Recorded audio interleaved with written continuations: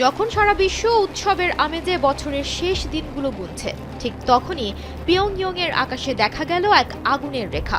শান্ত সমুদ্রের বুক চিরে গর্জে উঠেছে উত্তর কোরিয়ার নেতা কিম জং উনের নতুন মারণাস্ত্র।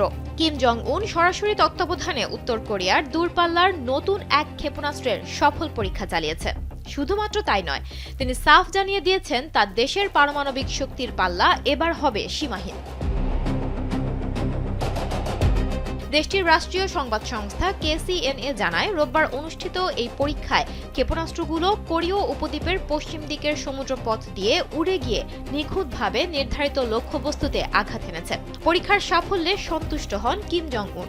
এরপর তিনি দেশের পারমাণবিক সক্ষমতাকে সীমাহীন ও ধারাবাহিকভাবে বাড়িয়ে তোলার নির্দেশ দেন।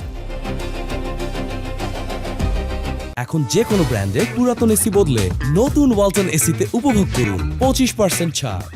ক্ষেপণাস্ত্র পরীক্ষার পাশাপাশি কিম জং উন সম্প্রতি এক বিশালাকার পারমাণবিক সাবমেরিন পরিদর্শন করেছেন। দক্ষিণ কোরিয়াও একই পথে হাঁটছে দেখে তিনি পরিষ্কার জানিয়ে দিয়েছেন, সিউলের এমন পদক্ষেপ পিয়ংইয়ং এর জন্য হুমকি, আর এই হুমকির জবাব তিনি দেবেন শক্তির ভাষাতেই। তার নির্দেশে এখন থেকে উত্তর কোরিয়ার পারমাণবিক সক্ষমতা বাড়বে কোনো বিরতি ছাড়া।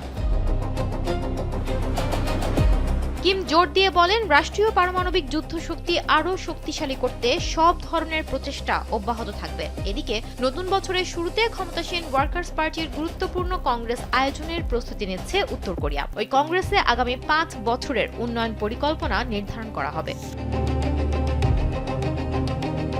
এদিকে দক্ষিণ কোরিয়ার বার্তা সংস্থা ইয়োনহাপ জানায়, রোববার সকালে পিয়ংইয়ং এর সুনান এলাকা থেকে এই উৎক্ষেপণগুলো শনাক্ত করেছে দক্ষিণ কোরিয়ার সেনাবাহিনী। তাদের আশঙ্কা, বছরের একদম শেষ মুহূর্তে উত্তর কোরিয়া আরও বড় কোনো ক্ষেপণাস্ত্র পরীক্ষা চালিয়ে বিশ্বকে চমকে দিতে পারে।